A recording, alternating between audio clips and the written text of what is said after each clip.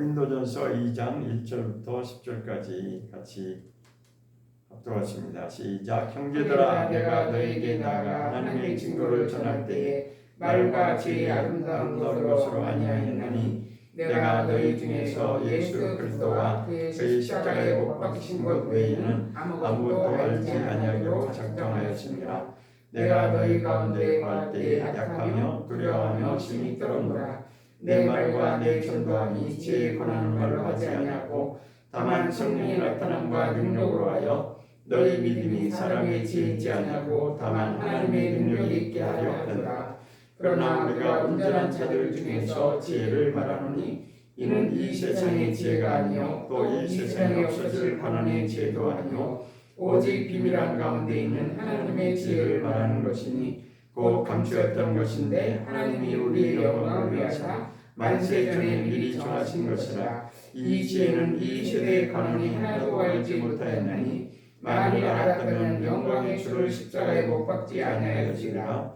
기록된다. 하나님이 자기를 사랑하는 자들을 위하여 예비하신 모든 것을 눈으로 보지 못하고 귀로도 듣지 못하고 사람의 마음으로도 생각지 못하였다 하니라. 오직 하나님이 성령으로 이것을 우리에게 보이셨으니 성령은 모든 것 곧 하나님의 기쁜 것이라도 하시느니라. 아멘. 아멘.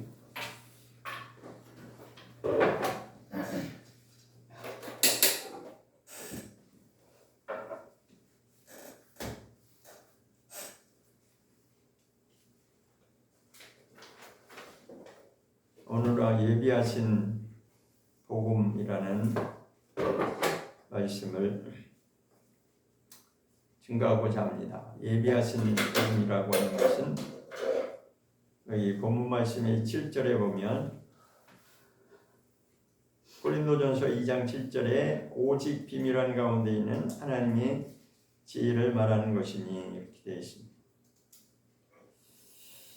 비밀한 가운데 있는 하나님의 지혜를 말하는 것이니 곧 감추었던 것인데 하나님이 우리의 영광을 위하사 만세전에 미리 정하신 것이다. 이렇게 되어 있죠. 그러니까 7절에는 미리 정하신 것이다 이렇게 표현하고 있고 9절에 가서 예비하신 모든 것이다 라고 말씀하고 있습니다. 예비하신 모든 것이다 라고 하는 것이 뭐냐면 하나님이 창세전에 이미 계획하신 그 뜻을 말하는 것인데 이것이 사실은 감추어진 것이다 라고 그렇게 7절에서 말씀하고 있습니다. 감추어진 것이다. 그래서 비밀이다 라고 말씀하는 거죠. 그러니까 깨닫는 자만이 안다는 것입니다. 그러니까 지난번에도 말씀드렸듯이 비밀이라고 하는 것은 아무도 모르는 것이 비밀이 아니고 아무도 모르면 뭐 누구도 알 수 없는 건데 그거는 그럼 아무도 모른다 그러면은 아무 의미가 없죠. 누군가는 알긴 알아야 되는데 누군가는 알기를 알아야 되는데 그 대상이 아무나가 아니고 하나님이 열어주시는 그 비밀이라는 것이 있다는 것이에요. 그러니까 비밀이라고 하는 것은 아무도 모르면 그게 비밀이 아니고 누군가는 알게 돼 있다는 거예요. 누군가는 아는데 모두가 다가 아니고 알만한 자, 다시 말해서 하나님이 열어주시는 자만이 그게 이제 비밀되는 거죠. 근데 이 미리 정하신 것이 바로 예비하신 것이고 예비하신 것이 바로 하나님의 그 뜻이 있다는 것입니다. 그래서 십자가의 복 서두의 1, 2절에 보면 바울이 이렇게 말합니다. 내가 너희 중에서 예수 그리스도와 그의 십자가에 못 박히신 것 외에는 이렇게 말하고 있습니다. 하나는 예수 그리스도고 또 한편으로는 십자가에 못 박히신 것, 이 두 가지를 말하고 있는데 사실 묶어서 얘기하면 한 가지죠. 예수님이 십자가에 못 박히신 것. 요거밖에 없다는 거예요. 이게 복음의 진수는 복음의 핵심은 요게 전부라는 거예요. 그래서 이거 외에는 이렇게 말하고 이거 외에는 내가 전하고자 하는 복음은 이거 외에는 없다. 이렇게 지금 결론을 내리고 있습니다. 그러면서 더 강조하는 표현으로 내가 이거 외에는 다른 것을 알지 아니하기로 아주 내가 작정을 했다.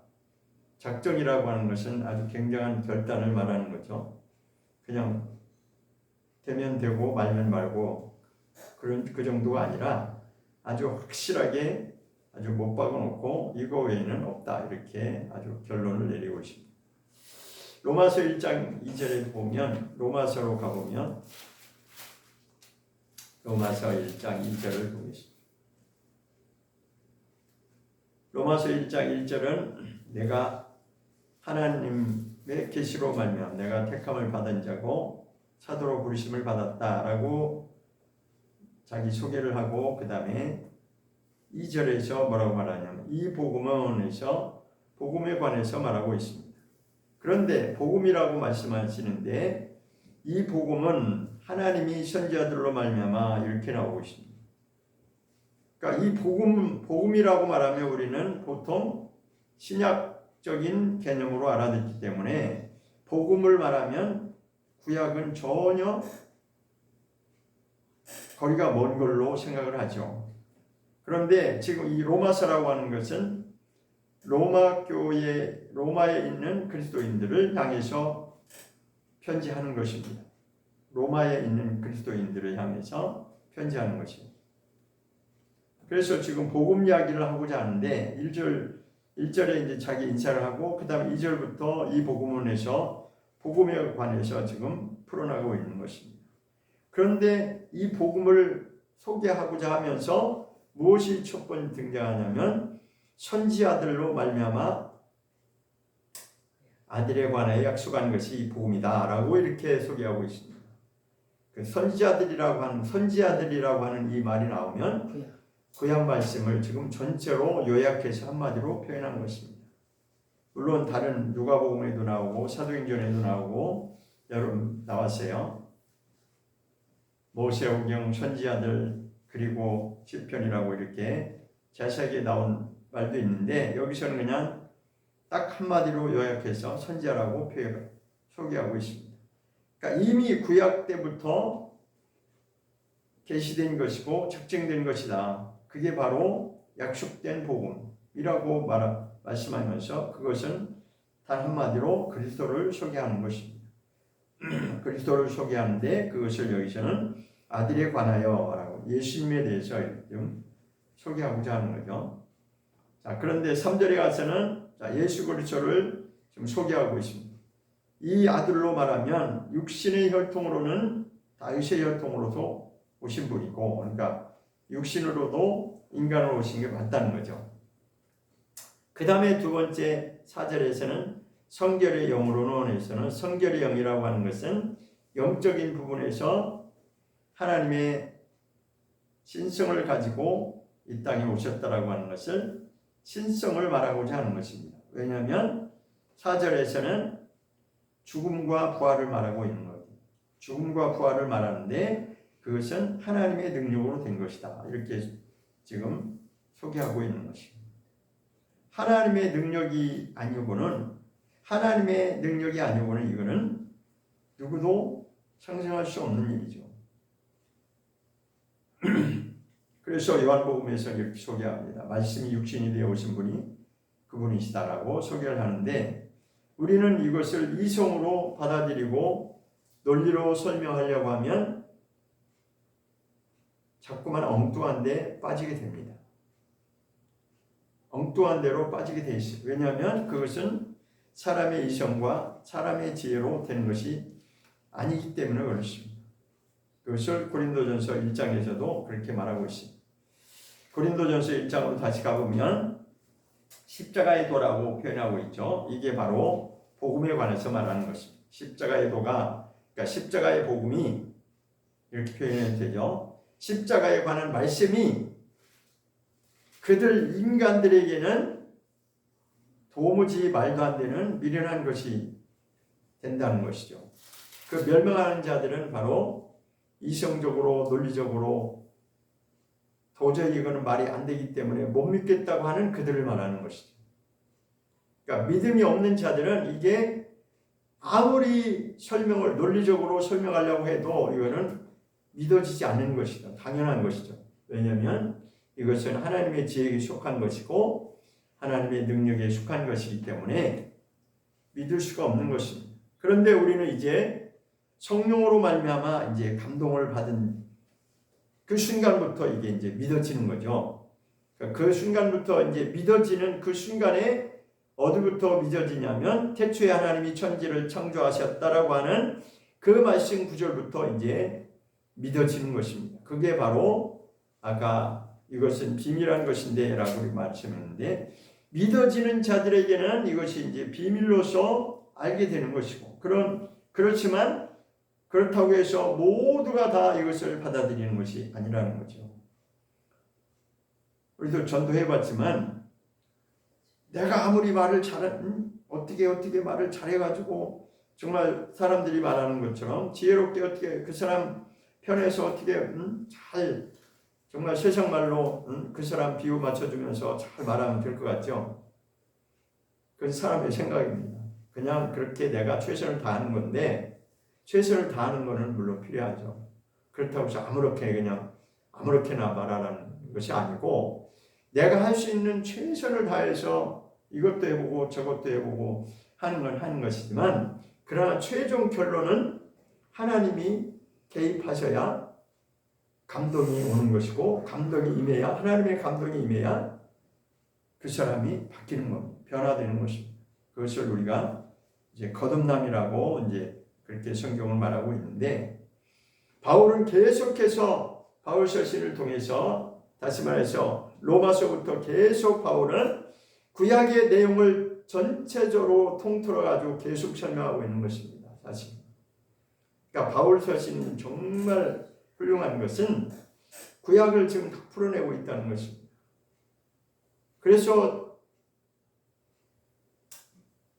혹자는 구약은 율법이니까 필요 없다라고 그렇게 아주 완전히 무시하는 그런 사람들도 있는데 그거는 성경을 어설프게 아는 사람들이 그렇게 구약을 완전히 무시하는 건데 그렇지 않습니다. 이미 하나님은 태초에 하나님이 천지를 창조하시니라 이미 시작부터 그리스도가 오실 것을 이미 선포하고 시작하셨습니다. 그런데 그게 어떻게 알게 되냐? 정말 사모하고 관심 있는 자들은 점점 더 그게 이제 그렇다라고 하는 것을 깨닫기 시작합니다. 자, 이사야서를 한번 보겠습니다. 이사야서 64장에 한번 보면 이사야 선지자가 한 말씀 속에도 이사야서 64장 4절입니다. 이사야서 64장 4절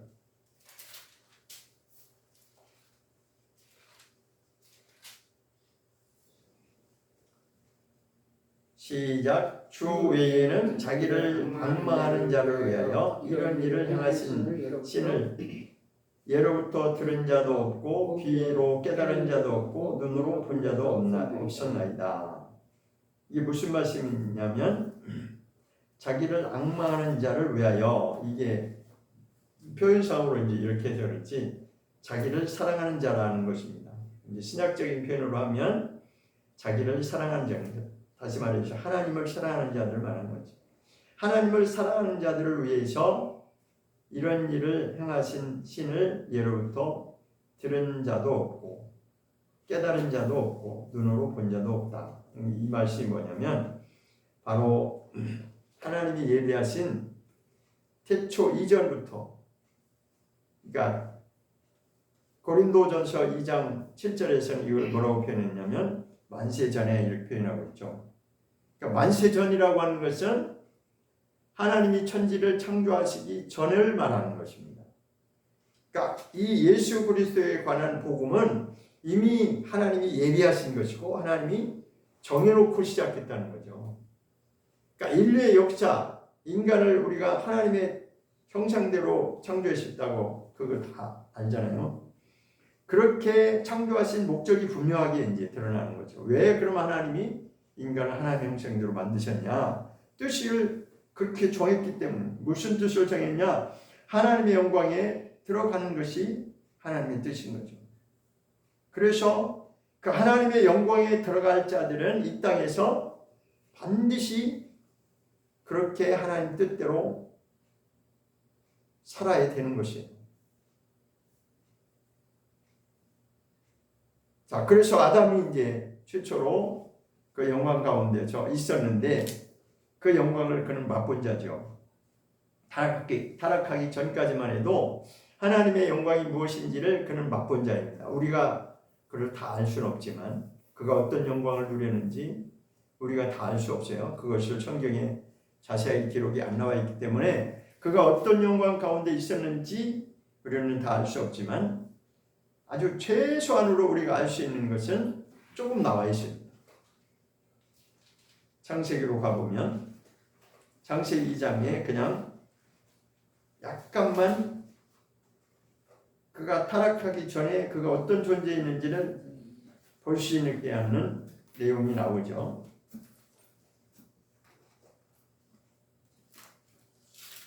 2장 19절에 보면 여호와 하나님이 흙으로 각종 들짐승과 공중의 각종 새를 지으시고 아담이 어떻게 그 이름을 짓나 보시려고 그것들을 그에게로 이끌어 이르시니 아담이 각 생물을 일컫는 바가 곧 그 이름이라 하시니. 그러니까 요거 한 가지를 통해서 아담이 얼마나 대단한 존재였다라고 하는 것을, 이것은 하나님이 주신 왕권이고 그의 권세로, 하나님의 주신 그 권세로 말미암아 그 각종 생물들에게, 생물이라고 하는 것은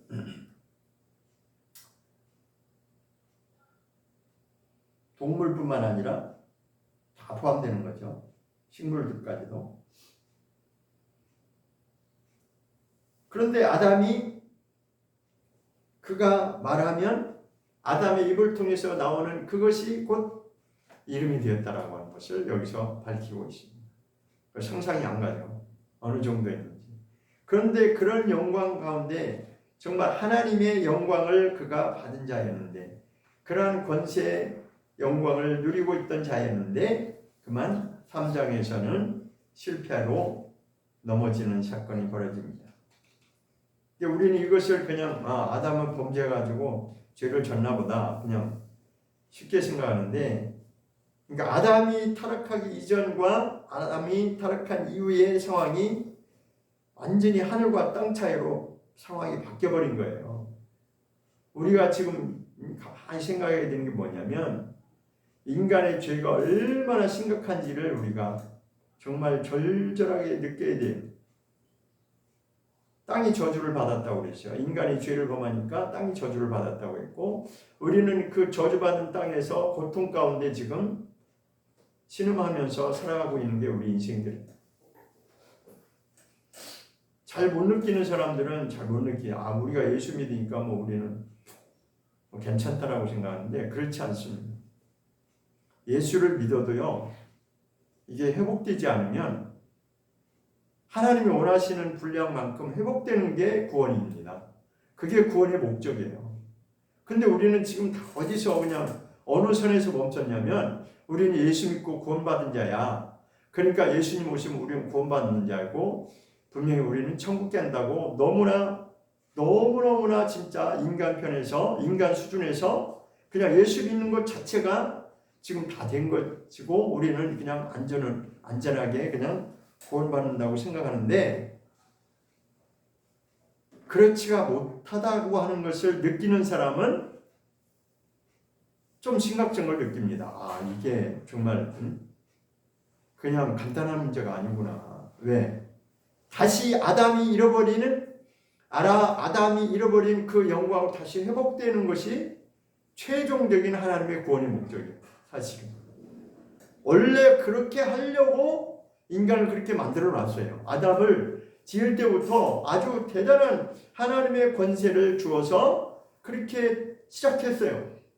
그러면서 아담과 맺은 언약이 바로 행위 언약이었습니다. 아담과 맺은 행위 언약이 뭐냐면, 내가 내 말을 잘 들으면 너는 내 영광 가운데 있을 것이고, 그렇지만 내가 내 말을 어기고 네 마음대로 그렇게 불순종하면 너는 죽을 거다라고 하는 것을 하나님이 이미 그 언약을, 그게 바로 아담과 맺은 최초의 언약이에요. 먹으면 죽는다. 먹으면 죽는다. 그게 최초의 아담과의 언약이었어요. 인간과의 언약. 아담이 우리 최초의 이제 시작이었으니까. 그런데 그 먹으면 죽으리라고 하는 그 말씀이, 우리는 이제 아담이 죽은 것만 생각하고, 그래서 아담이 930째 살고 죽었구나, 거기까지만 생각할 수 있는데, 물론 그것도 맞지만 실질적으로 하나님이 그 말씀을 이루는 것은 누구를 통해서 확실하게 이루었냐? 아담이 범죄한 것을 누가 그 대가를 지불했냐면 예수님이 대가를 지불해서 이게 완성된 거예요. 그러니까 이미 복음이라고 하는 것은 예수님으로 말미암아 출발한 것이 시작이었고, 그 예수님으로부터 출발한 이 복음이 누구에게 최초로 언약을 주셨냐면 아담에게 언약을 주신 거예요.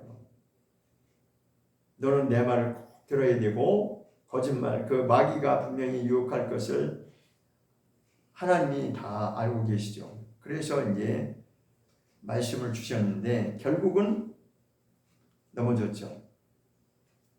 그러니까 하나님이 예수 그리스도를 보내신 것은 아담이 범죄했기 때문에 예수님을 보내셨다라고 우리는 생각할 수 있는데, 아니, 그게 아니고 아담이 범죄하기 전부터 이미 하나님은 정해놓은 게 있어요. 왜냐하면 인간이 범죄할 것까지도 다 감안하고 딱 계획된 거죠. 아담이 분명히 넘어질 것도, 그러니까 만약 예를 들어서 하나님의 입장에서 아담이 말을 잘 듣고 아주 순종을 잘 하겠지라고, 문제 없겠지라고 생각하고 했다면, 그 다음에 말 잘 들을 줄 알았는데 실패했네, 이렇게 해서 예수님을 보낸 게 아니고 이미 정하신 뜻은 분명히 예수님으로 말미암아 출발하신 것이, 그게 창조의 역사의 시작입니다. 그래서 성경은 뭐라고 얘기하냐면 아담은 첫 아담이라고 표현하고 있고, 예수님을 뭐라고 표현해요? 마지막 아담이라고 그렇게 표현하는 이유가 있는 거예요. 그런데 그 마지막 아담이 아담이 먼저 있었고 예수님은 나중에 있었으니까 이게 순서대로 보면 이게 아니라, 아담이 예수님의 조상이 되는 게 아니라 사실은 아담을 창조하기 전부터 이미 하나님 정하신 게 있기 때문에 그의 모형과 형상대로 아담이 출발을 한 거죠. 그런데 그게 실패했기 때문에 그가 실패한 인간의 죄악을 예수님이 담당하셨고, 거기까지는 우리가 이제 다 알죠. 예수님이 담당하시고 우리의 저주를 담당하시고, 그러므로 우리는 예수님 믿음으로 말미암아 우리는 회복됐습니다. 우리는 천국 갑니다. 거기까지는 우리가 다 알고 있지만, 그러나 성경은 그것이 전부가 아니고, 그 다음에 네가 이제는 예수를 믿었으면, 은혜를 받았으면, 은혜 받은 자에게 하나님이 어떻게 살아야 되고 순종해야 되는지를, 순종의 과정을 설명하고 있는 것이 바로 성경입니다. 그런데 오늘날 기독교에서 자꾸만 은혜만 얘기하고 하나님의 사랑만 강조하다 보니까 하나님이 원하시는 그 방향으로 우리가 그렇게 가야 되는데 그냥 멈춰 있는 거예요. 다시 말해서 우리가 예수를 믿게 하고 은혜를 주신 목적이 있는데, 그것은 예수님을 따라가는 것이 목적이고 예수님을 닮아가는 것이 목적인데, 이것이 하루아침에 그렇게 쉽게 될 것 같으면 왜 성경에서 비밀이라고 했을까요? 비밀이라고 할 필요, 누구나 다 할 수 있는 일이라면 비밀이라고까지 표현할 이유가 없죠. 그러나 그것이 비밀인 것은 이것을 깨닫고 점점 더 깨닫고 또 깨닫고 막 그렇게 관심 있는 사람들은 몸부림을 치면서 그렇게 말씀대로 살려고 그렇게 가는 자들이 있습니다. 자, 그런데 기독교 역사를 보면 마귀는 단 한 번도 우리 기독교인들을 상대로 해서 쉰 적이 한 번도 없어요. 그가 하는 일이 뭐냐? 그때나 지금이나 아담을 공격해서, 아담을 유혹해서 넘어뜨린 것처럼 똑같이 인간을 실패하게 만들고 결국은 가짜를 만들어내는 것이 마귀가 하는 일이에요. 계속해서 요렇게 저렇게 아주 교묘하게 인간을 속이면서 넘어지게 만들고 실패하게 만들고 거짓 것을 따라가게 만들고 그것이 바로 우상숭배잖아요. 그래서 우리는 말씀을 제대로 알면 알수록 인간이 얼마나 불쌍한 존재인지를 이게 아담 한 사람으로 넘어졌기 때문에 이게 다시 회복되는 것이 정말 이게 말처럼 마태복음 25장을 한번 볼까요? 마태복음 25장 마태복음 25장 34절을 보겠습니다.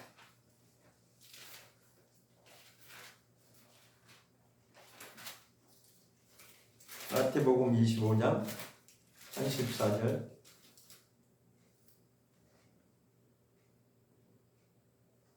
시작. 그때 임금이 오른편에 있는 자들에게 이르시되 내 아버지께 복받을 자들이여 나와 창세로부터 너희를 위하여 예비된 나라를 상속하라 하시니 복받을 자들이여 이 복에 관해 나왔죠.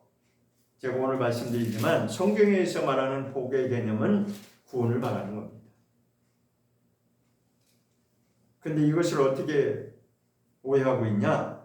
내가 이 땅에서 복받는 걸로 생각하고 있는데 성경이 말하는 복은 결론은 구원을 받는 것을 말하고자 하는 거예요. 하나님이 말하는 여기서 복에 관한 표현은 하나님의 영광에 들어가는 걸 말하는 겁니다. 이 땅의 복이 아니에요. 이 땅의 복은 자꾸 이렇게 말하면 오해할 수 있는데 물론 이 땅에서도 필요한 복을 받아야 되죠. 하나님 주신 복을 받아야 됩니다. 그러나 그것은 과정이고 최종적으로는 하나님이 원하시는 그 구원을 받는 것이 목적이 되는 것입니다. 그것을 위해서 우리가 살아가는 거예요. 진짜 우리가 구원받기 위해서 살아가는 것이 인생입니다. 그렇게 바뀌어져야 돼요. 우리의 최종 목적이 내가 무엇을 위해 사느냐? 구원받기 위해 사는 거예요. 나 예수 믿으니까 구원받는다고 너무 간단하게 생각하죠. 그러나 우리 인간 편에서 생각하는 구원받는 거하고 하나님이 기준하고 계시는 그 복이 좀 거리가 멀다라는 것입니다. 하나님이 주시고자 하는 것은 대단한 영광이 지금 다 예비되어 있어요. 이것을 여기 그러잖아요. 창세 전에라고 표현하잖아요. 창세 전에 창세로부터 여기 이제 창세로부터라고 했어요. 근데 이제 아까 고린도전에서는 만세 전이라고 해서 창세 전으로 거슬러 올라가는데 여기는 창세로부터라고 해서 이렇게 일단 그렇게 표현했어요. 그러면 창세로부터라고 해도 그러니까 하나님이 창조하시는 그 시점으로 돌아간다 하더라도 그때 하나님이 이미 작정한 것이 있다라는 거죠. 누구를 위해서? 너희를 위해서. 이게 너희가 누구예요? 하나님을 사랑하는 자를 말하는 거죠. 예수를 믿고 하나님을 사랑하는 자, 천국을 사모하는 자, 그들을 여기서는 뭐라고 표현하고 있냐면 오른편에 있는 자들이라고 표현하고 있어요. 오른편에 있는 자들이 믿는 자들을 말하는 거고 천국을 사모하는 자들을 말하는 것이고 예수님을 본받아 살기 원하는 그런 자들을 말하는 거예요. 그래서 그렇게 오른편에 있는 자들, 순종하는 자들, 그들에게는 너희는 창세로부터 하나님이 너희를 위해서 예비한 것이 있다. 그러니까 하나님의 창조 역사를 시작할 때부터 너희를 위해서 예비한 그 복이 준비된 상태로 창조 역사가 시작된 인간을 그렇게 만든다. 인간을 하나님의 형상대로 만드는 이유가 그거다. 복을 주시기 위해서. 그 복이 뭐예요? 하늘의 영광에 들어가는 복을 말하는 거죠. 그게 구원입니다. 그냥 세상이 좋아가지고 어쩔 수 없이 내가 차라리 내가 예수 안 믿었으면은 뭐 그렇게 말할 정도로 이스라엘 백성들이 그랬잖아요. 출애굽에서 홍해 걷는 게 그게 구원이잖아요. 그러니까 구원해 놓으니까 나중에 뭐라고 그래요? 며칠도 안 가가지고 차라리 내가 그냥 모세 안 따라오고 그냥 애굽에 있을 걸 그랬다고. 그러니까 다시 지도자 하나 세워가지고 우리 다시 돌아가자 그랬잖아요. 실제로 민수기에 보면 그 내용이 나오잖아요. 그게 우리로 말하면 차라리 내가 예수 안 믿을 걸 하고 똑같은 말이에요. 왜 애굽에서 탈출해가지고 이 고생을 시키냐 이거예요. 그러니까 하나님이 원하시는 게 뭔지를 너희는 모른다라고 성경은 말하고 있습니다. 너희가 자꾸 목이 곧은 백성이고 정말 교만한 백성이고 그래서 내가 왜 출애굽을 시켰는지 왜 너희를 홍해바다를 건너서 구원해냈는지 그 뜻을 너희가 아직도 모른다는 거예요. 못 깨닫는다는 거예요. 그래서 비밀이 있는 거지. 깨닫는 자는 누가 깨달았어요? 여호수아와 갈렙 두 사람만 깨달은 거예요. 두 사람만. 아니야, 우리는 분명히 가나안 땅에 들어갈 수 있어. 가나안 땅은 예표를 보여준 거잖아. 천국 들어가는 예표를 보여준 것이고 그게 진짜 하나님 나라는 아니죠. 그래서 히브리서에서는 뭐라고 말해요? 여호수아가 진짜 안식을 너에게 주었다면 다시 안식을 말할 필요가 없다라고 히브리서는 그렇게 말하고 있는 거예요. 그 말은 뭐예요? 그 가나안 땅 여호수아가 정탐하고 여호수아가 정복한 그 가나안 땅 그건 그 진짜 하나님 천국이 아니고 예표를 보여준 거야. 그 얘기하는 거죠. 그건 진짜가 아니고 그렇게 거쳐서 그렇게 천국 가는 것을 하나님 보여주기 위해서 그렇게 하는 것이다. 실제로 물론 그 가나안 땅이더라 정복했죠. 그렇죠? 그러나 그것을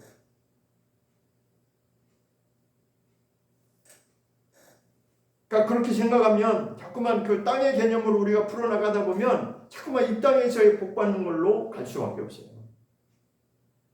그리고 또 한 사람 있죠. 우리 솔로몬 이야기 알잖아요. 그러니까 사람들이 예수 믿고 나서 솔로몬을 그렇게 좋아하는 이유가 있더라고요. 솔로몬이 하나님 지혜를 구했는데 나머지 구하지 않은 것도 하나님 다 주셨대라고 해갖고 솔로몬을 부러워하는 거예요.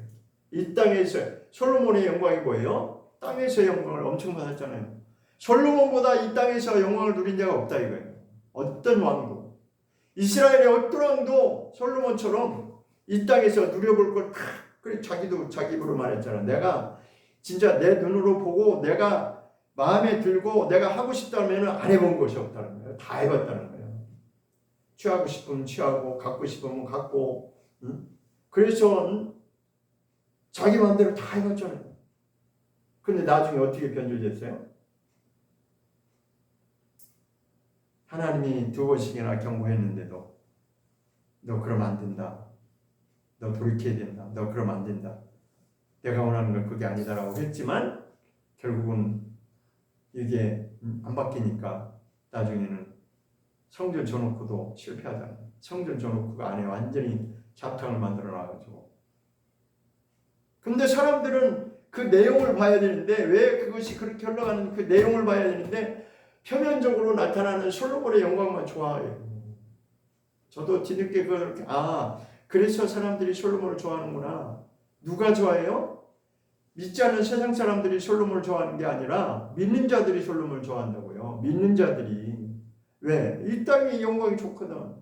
그래 나 예수 믿는 건 예수 믿는데 자 이제 나 예수 믿으니까 천국 가는 건 이미 따놨고 내가 이 땅에서 영광을 좀 보고 싶다 이거죠.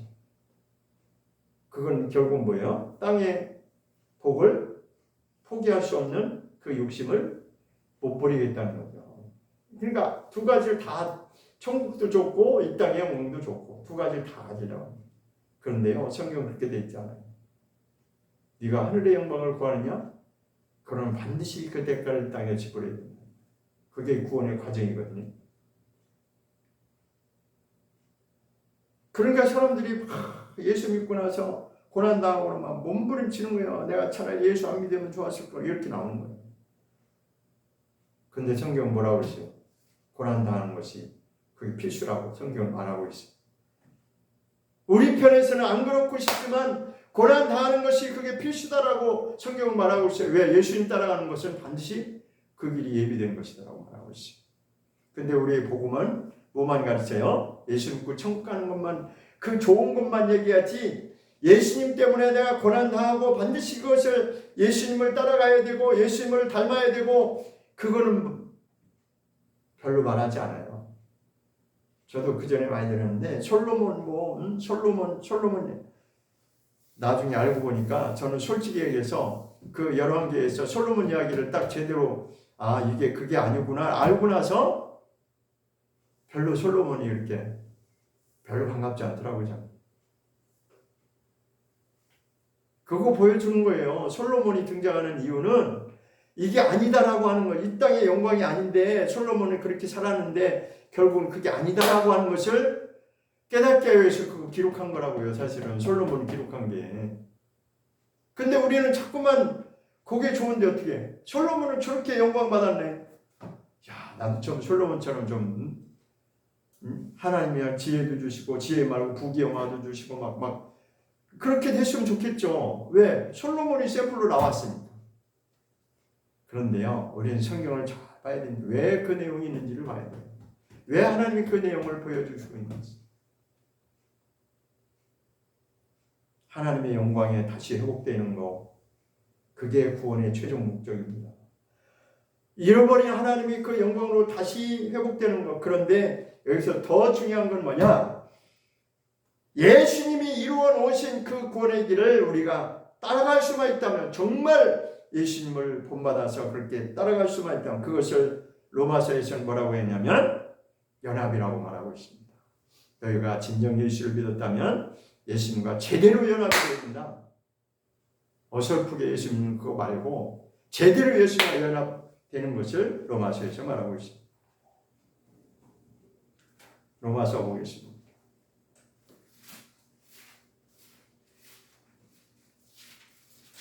로마서 6장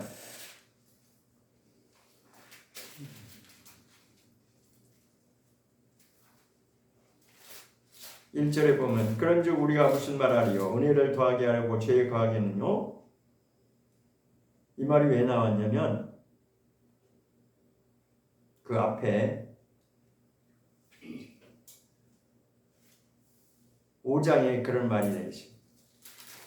죄가 많은 곳에 은혜가 더 충만하다. 그 얘기를 했거든요. 그러니까 그렇다고 해서 내가 그 은혜가 죄가 많으면 은혜가 더 많으니까 그렇다고 네가 그 죄를 더 좋아하겠느냐? 그게 아니다는 거예요. 이제는 그럴 수 없다는 거예요. 이제는 장성한 자가 되어서 정신 차리고 똑바로 살아야 되는데, 그 다음에 이제 하시는 말씀이 뭐예요? 그럴 수 없다. 죄에 거할 수 없다. 이제는 더 이상 죄 가운데 있을 수 없다. 죄에 대해서 죽은 우리가 어찌 그 가운데, 죄 가운데 어떻게 또 그렇게 살겠느냐? 죄를 완전히 단절하고 완전히 끊어버리고 이제는 3절에 예수 그리스도와 연합되어 침례를 받아야 된다. 이 침례가 바로 예수님과 연합하는 걸 말합니다. 그래서 신약에서 이 침례가 엄청 중요한 겁니다. 사실은 알고 보면 이 침례의 의미를 제대로 알고 보면 침례가 엄청 중요하다는 것을 깨닫는 자가 있어요. 그러니까 중세시대의 로마 카톨릭에서 이 침례 못 받게 하려고 얼마나 사람들을 죽였습니까? 그 역사를 알면요, 침례가, 사람들은 침례 자꾸 강조하면 싫어하는데 침례가 마치 구약의 할례하고 똑같은 거예요. 하나님과 연합하는 거, 예수님과 제대로 연합하는 거, 그냥 적당 설렁설렁히 믿고 그냥 내가 하고 싶은 대로 사는 그거 말고요. 하나님과 제대로 연합해, 예수님과 연합하는 게 바로 하나님과 연합하는 건데, 그의 죽으심과 연합하고 그의 부활에 동참해야 된다는 거예요. 그러면 우리가 예수 믿는 목적은 뭐냐면 철저하게 이 세상을 따라가는 자가 아니고 방향을 돌려서 예수님을 따라가야 됩니다. 그러니까 죽음과 부활을 말하는 거예요. 그래서 아까 바울이 그랬잖아요. 나는 예수님과 예수님 십자가에 지신 거, 이거 두 가지 외에는 다른 거 알지 않기로 아주 작정했어. 막 그렇게 강조하잖아요. 다른 거 다 필요 없다는 거예요. 정말 예수님 따라가는 거, 예수님 십자가 지신, 우리는 어떻게 생각하냐면, 예수님 우리 대신 다 담당해 줬으니까 우리는 그냥 믿기만 하면 돼 라고 그렇게 가르쳤고, 그렇게 알고 있고, 그렇게 자신만만하게 살고 있습니다. 그러면서 죄를 못 놓고 있는 거예요. 그러면서 은혜로 구원받는다고 강조하고 있는 거예요.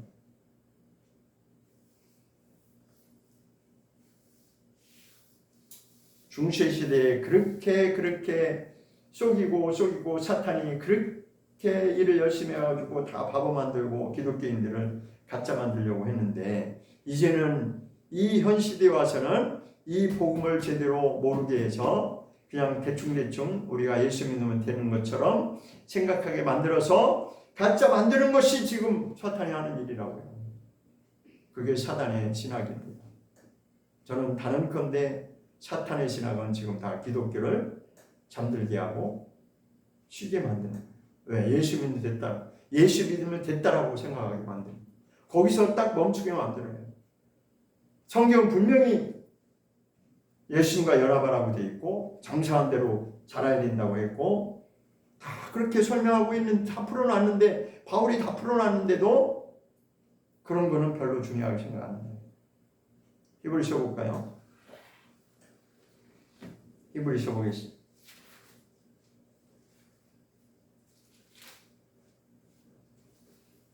히브리서 4장 보니까 이런 말씀이 있습니다. 4장 1절에 보면 그러므로 우리는 두려워할지니 그의 안식에 들어갈 약속이 남아있을지라도 너희 중에 혹 미치지 못할 자가 있을까? 아니라.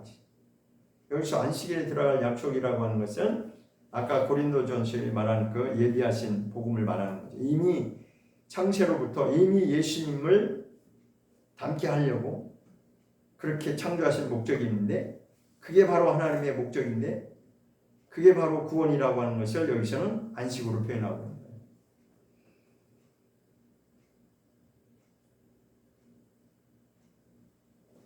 그런데 약속이 지금 있지만 약속이 여전히 지금 유효하지만 그럼에도 불구하고 그 안식에 미치지 못할 자가 있을까 함이라. 이 말이 다른 말로 바꾸면 뭐예요? 너희가 오해한다면 하나님 대해서 오해한다면 약속이 안식의 약속에 못 들어갈 자가 있다는 못 들어갈 수도 있다는 거예요. 못 들어갈 자들이 있다는 것입니다. 자, 그러면서 2절 보겠습니다. 히브리서 4장 2절 시작. 저희와 같이 우리도 복음 전함을 받은 자이나 그러나 그 들은 바 말씀이 저에게 이익되지 못한 것은 듣는 자가 믿음을 화합지 아니함이라 했습니다. 그렇죠? 우리도 복음을 전에 받았지만 복음 전함을 받은 자이지만 우리가 예수를 믿는다라고 복음을 알고 있다라고 받은 자이지만 그러나 그것이 다 똑같은 게 아니다. 그 말씀, 복음에 관한 말씀, 구원에 관한 그 말씀이 저에게 이익되지 못한 것은 이익되지 못한 여긴 그냥 요 정도로 유연하게 표현했는데 이익되지 못한다라고 하는 것은 구원받지 못한다는 걸 말한 거예요. 우리는 그냥 표현상 문자적으로 보면 이게 별로 대수롭지 않은 것 같죠. 유익되지 못한다는 건 그들에게 생명이 될 수 없고 생명이 안 된다는 건 결국은 그걸 못 받는다는 걸 말하는 거죠. 안식에 못 들어가는 걸 말하는 거죠.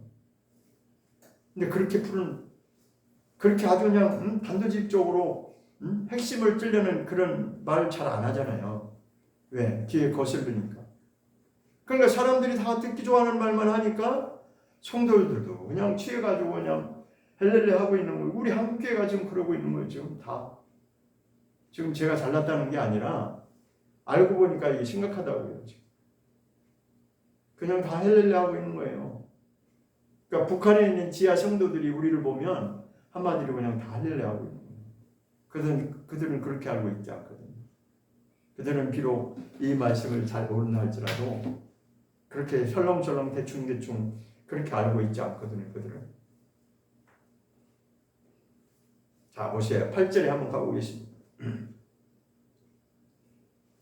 4장 8, 히브리서 4장 8절 시작. 만일 여호수아가 저에게 안식을 주었다면 그의 다른 날을 말씀하지 않으셨으리라. 이 말씀이 아까 제가 여호수아가 그 안식 가나안 땅의 안식에 들어갔다고 하는 그게 진짜 안식이라면 진짜 여호수아가 가나안 땅을 정복했는데 그래서 안식에 들어갔다고 하는데 그게 진짜 안식이라면 굳이 다른 날을 하나님이 말씀할 필요가 없다 그 얘기하는 거예요.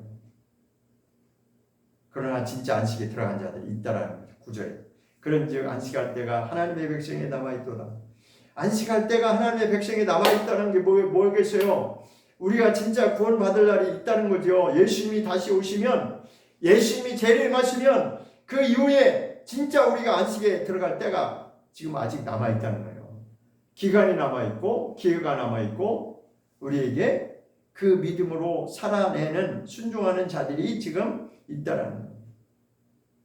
그러면서 10절에 보면 이미 그의 안식에 들어간 자는 하나님이 자기 일을 쉬신 것 같이 자기 일을 쉬느니라. 그러니까 그 안식에 들어간 자들이 있다라는 거예요. 정말 믿음의 선진들 중에 정말 이게 이 복음이 무엇인지를 제대로 알고 그렇게 이 땅에서 살고 그렇게 안식에 들어간 자들이 있다는 것입니다.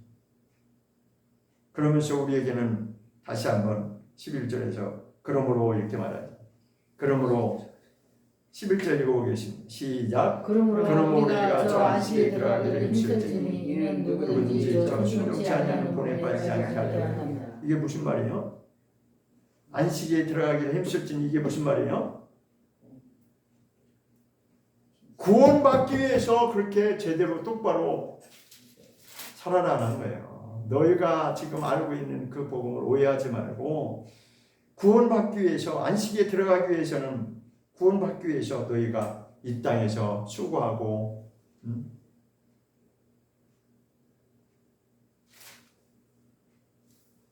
고난에 동참한 자가 되어야 된다는 거죠. 예수님에 대해서 뭐라고 말씀하셨냐면 그가 고난을 받으심으로 말미암아 자기를 따르는 자들에게 기꺼이 그 길을 밝혀주신 것이다라고 그렇게 말씀하고 있습니다.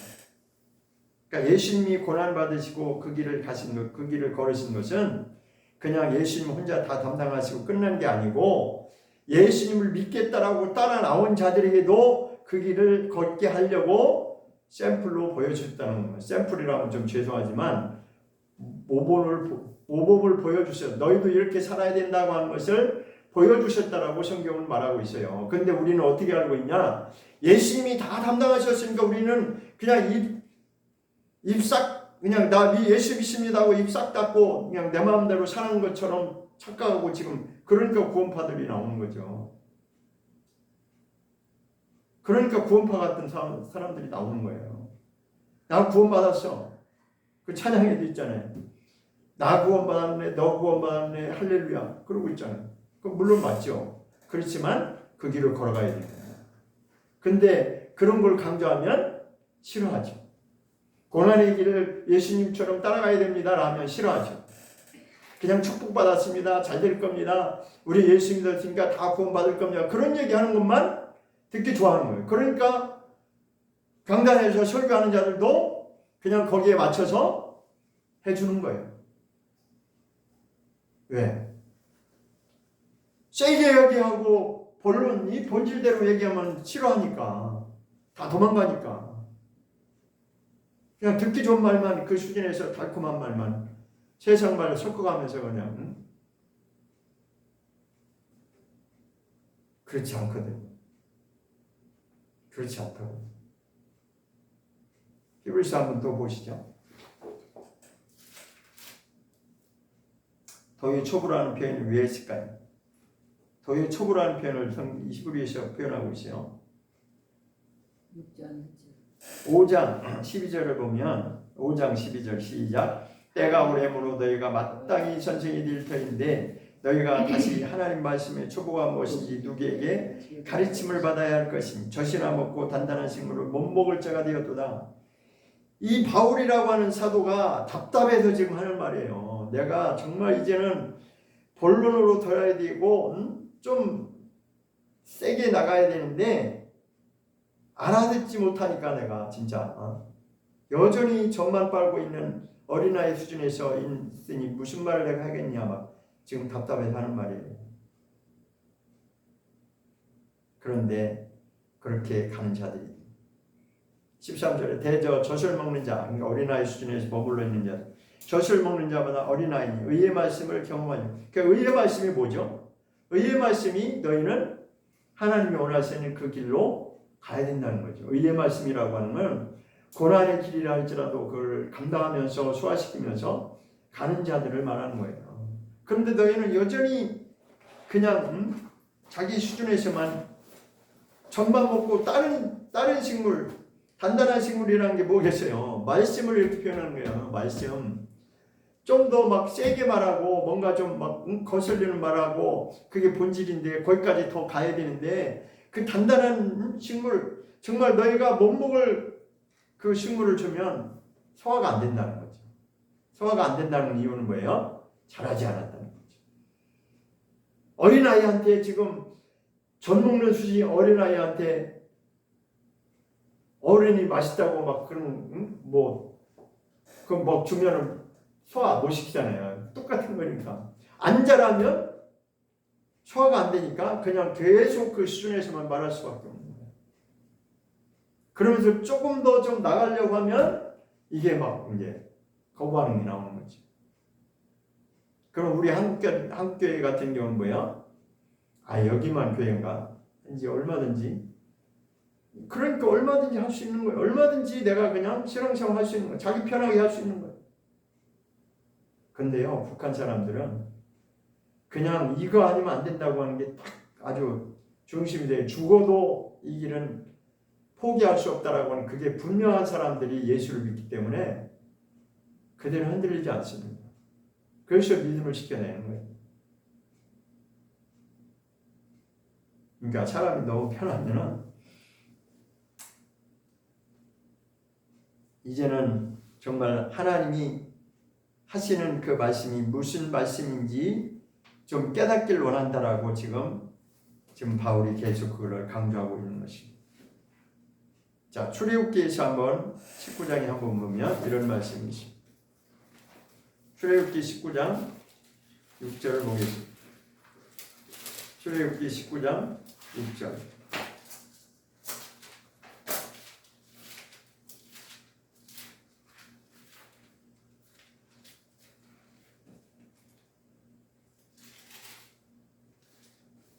장 6절 시작. 너희가 내일 대하여 제사장 나라가 되며 거룩한 백성이 되리라. 너희 이 말을 이스라엘 자손에게 구할지니라. 이렇게 되어 있습니다.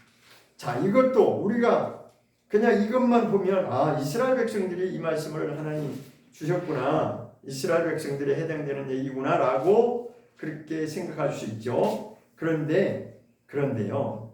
이 말씀이 어디서 나오냐? 어디 나오죠? 신약에도 이 말씀이 나오거든요. 베드로전서. 베드로가 이 말씀을 풀어낸 거예요. 이 말씀이 무슨 의미인지 풀어낸 것이. 베드로전서 보겠습니다. 2장 5절 9절. 베드로전서 2장